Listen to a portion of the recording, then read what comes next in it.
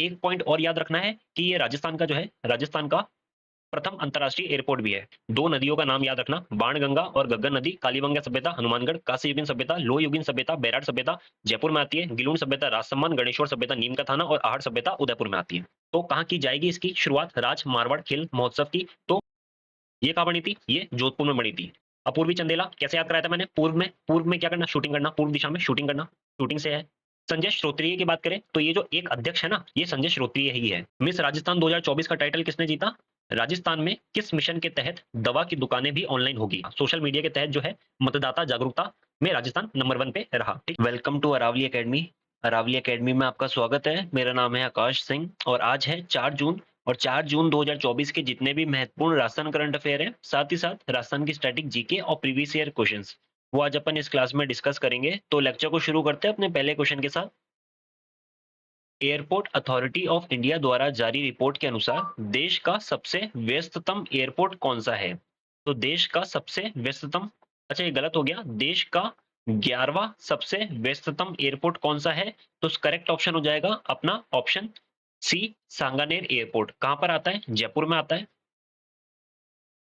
और सांगानेर जो एयरपोर्ट है ना, इसका संचालन किस संस्था द्वारा किया जाता है, किस कंपनी द्वारा किया जाता है? तो वो है अडानी ग्रुप द्वारा। अडानी ग्रुप कंपनी जो है ये इस एयरपोर्ट का संचालन करती है। और एक पॉइंट और याद रखना है कि ये राजस्थान का जो है, राजस्थान का प्रथम अंतरराष्ट्रीय एयरपोर्ट भी है। प्रथम अंतरराष्ट्रीय हवाई अड्डा है।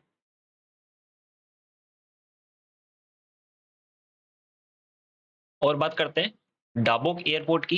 अच्छा ये देखो, 11वां है, देश का 11वां सबसे व्यस्ततम एयरपोर्ट या फिर राजस्थान का सबसे व्यस्ततम एयरपोर्ट वो सांगानेर एयरपोर्ट है। और राजस्थान का प्रथम अंतरराष्ट्रीय हवाई अड्डा भी यही है। डाबोक हवाई अड्डे की बात करें, डाबोक एयरपोर्ट कहां पर आता है? उदयपुर में। महाराणा प्रताप एयरपोर्ट कहां आता है? उदयपुर में।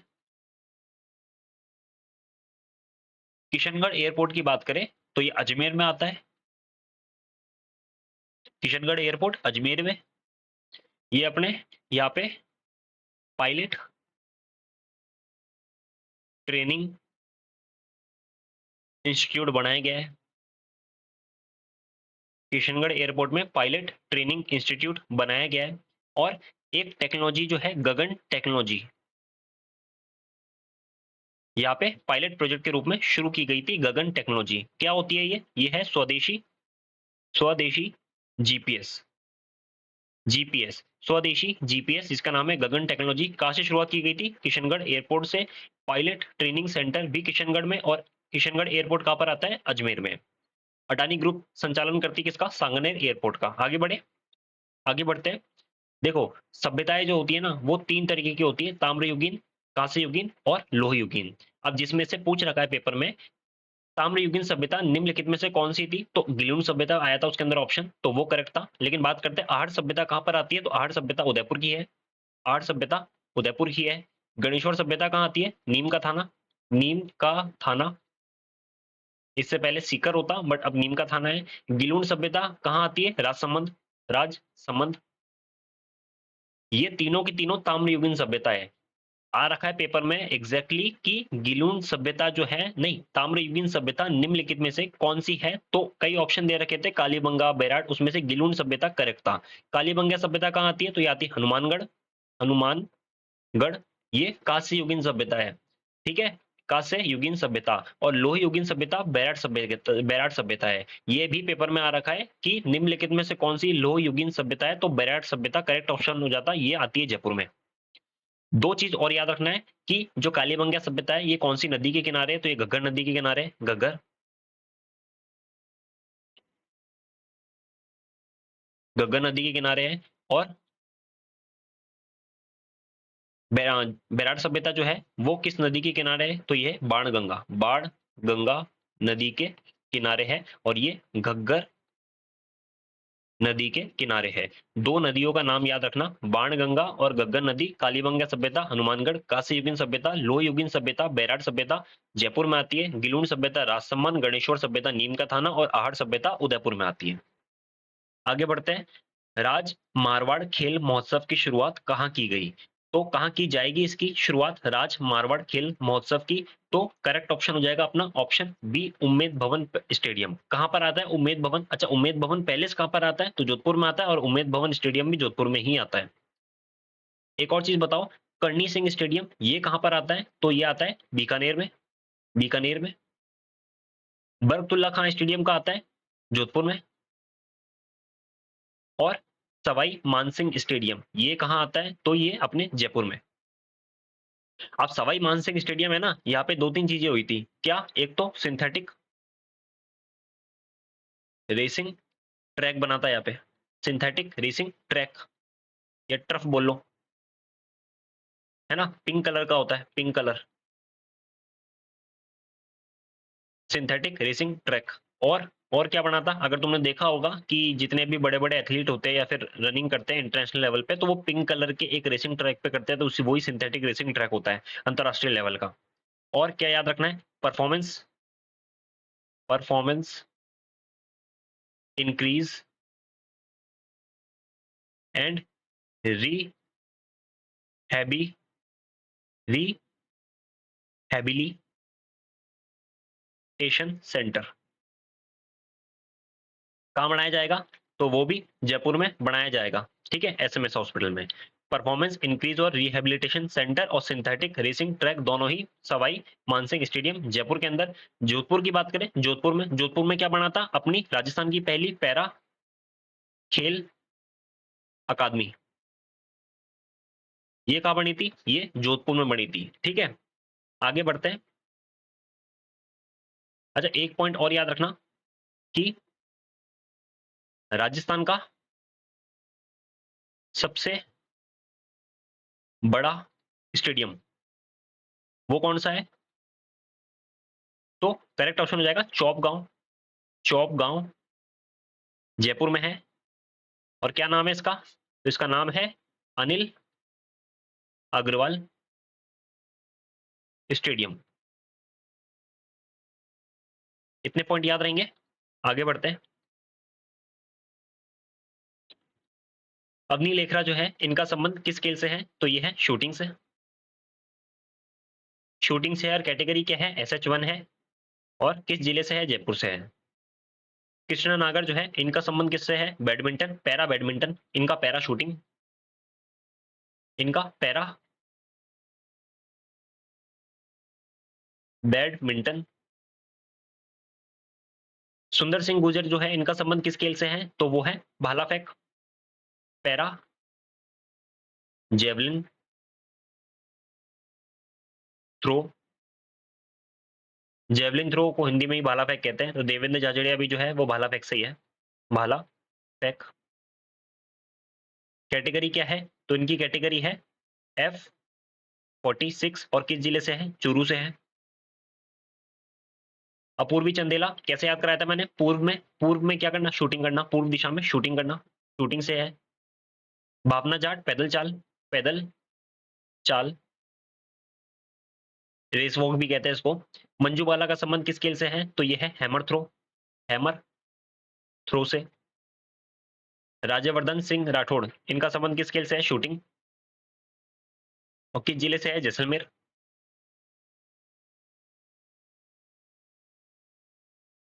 ओम प्रकाश मिटरवाल की बात करें, ओम प्रकाश मिटरवाल इनका संबंध किससे है? निशानेबाजी। अच्छा, निशानेबाजी शूटिंग होता है और तीरंदाजी मतलब आर्चरी होता है, निशानेबाजी। ओम प्रकाश मिटरवाल के बारे में क्या याद रखना है? 2022 का इनको अर्जुन पुरस्कार मिल रखा है, अर्जुन पुरस्कार। इसको ओम प्रकाश मिटरवाल को संबंध कौन सा है? खेल से। कौन सा खेल? निशानेबाजी। Salim Durani cricket, cricket para cricket. Sarita More का संबंध किससे है? कुश्ती।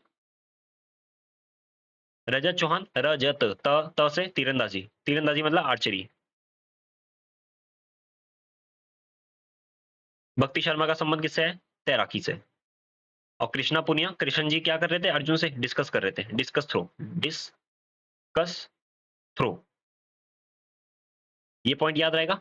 आगे बढ़े। निम्नलिखित में से राजस्थान लोक सेवा आयोग RPSC, Rajasthan public service commission के कार्यवाहक अध्यक्ष और वर्तमान सदस्य कौन थे जिनका हाल ही में निधन हो गया है? तो राजस्थान या आरपीएससी के कार्यवाहक अध्यक्ष या वर्तमान सदस्य। देखो आरपीएससी में वर्तमान में आरपीएससी की बात करें, एक तो अध्यक्ष होता है प्लस एक 7 सदस्य होते हैं, और वर्तमान में इन 7 सदस्यों में से एक थे कौन? जसवंत सिंह राठी। तो अपना करेक्ट ऑप्शन हो जाएगा जसवंत सिंह राठी, जिनका हाल ही में निधन हो गया है। ये आरपीएससी के कार्यवाहक अध्यक्ष और वर्तमान सदस्य भी थे। संजय श्रोत्रिय की बात करें तो ये जो एक अध्यक्ष है ना, ये संजय श्रोत्रिय ही है। ठीक है, तो आरपीएससी के अध्यक्ष कौन है? संजय श्रोत्रिय। संजय श्रोत्रिय। और बात करें आरपीएससी की, जो आरपीएससी है, आरपीएससी के प्रथम अध्यक्ष कौन थे? तो वो थे एस के घोष। आरपीएससी की स्थापना कब हुई? तो आरपीएससी की स्थापना हुई 22 दिसंबर 1949 के अंदर। और कार्यकाल क्या होता है इसका? तो कार्यकाल होता है 6 साल या 62 वर्ष, जो भी अधिकतम हो। अब मतलब क्या हुआ, अगर कोई भी अध्यक्ष या सदस्य 6 साल अपनी नौकरी पूरी कर लेता है तो वो रिटायर हो जाएगा, या फिर 6 साल में से अभी उसके 3 साल ही हुए हैं लेकिन एज 62 वर्ष से ऊपर हो चुकी है, तब भी वो रिटायर हो जाएगा। तो जो भी अधिकतम हो 6 साल या 62 वर्ष, जो भी अधिकतम हो, वो इसका कार्यकाल होता है। स्थापना 22 दिसंबर 1949 और प्रथम अध्यक्ष एस के घोष। वर्तमान अध्यक्ष कौन है? संजय श्रोत्रिय। और 7 सदस्य एक अध्यक्ष होता है। किसका निधन हुआ है? संजय सिंह राठी, जसवंत सिंह राठी का। और एक और पॉइंट याद रखना है, आरपीएससी का हेडक्वार्टर कहां पर है? आरपीएससी है कहां पर? तो ये है अपने अजमेर में। सुधांश पंत की बात करें, कौन है ये? मुख्य सचिव, राजस्थान के मुख्य सचिव है। प्रद्युमन सिंह की बात करें तो ये छठे वित्त आयोग के अध्यक्ष है। राजस्थान में छठे वित्त आयोग के अध्यक्ष है। आगे बढ़ते हैं। राजस्थान की प्रथम महिला उप मुख्यमंत्री जिनका हाल ही में निधन हुआ है, तो राजस्थान की प्रथम महिला उप मुख्यमंत्री जिनका हाल ही में निधन हुआ है, कौन है? कमला बेनीवाल।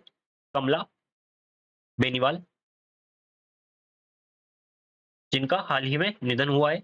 राजस्थान कि किस महिला सरपंच का चयन शी रिप्रेजेंट 2024 के लिए हुआ है? तो शी रिप्रेजेंट 2024 40 महिला प्रतिनिधियों को जो है बुलाया जाता है इसके अंदर। तो शी रिप्रेजेंट 2024 दिल्ली के अंदर वहां पे सम्मानित किया जाता है जिन्होंने अपने क्षेत्र में बेहतरीन काम करा है। राजसमंद से ये सरपंच है, महिला सरपंच, जिन्होंने वोटिंग से शराबबंदी करवाई थी। क्या नाम था इनका? प्यारी कुमारी चौहान। प्यारी कुमारी चौहान। मिस राजस्थान 2024 का टाइटल किसने जीता? तो ये किसने जीता था? हर्षिका बत्रा ने। हर्षिका बत्रा ने। आगे बढ़ते हैं। राजस्थान में किस मिशन के तहत दवा की दुकानें भी ऑनलाइन होगी?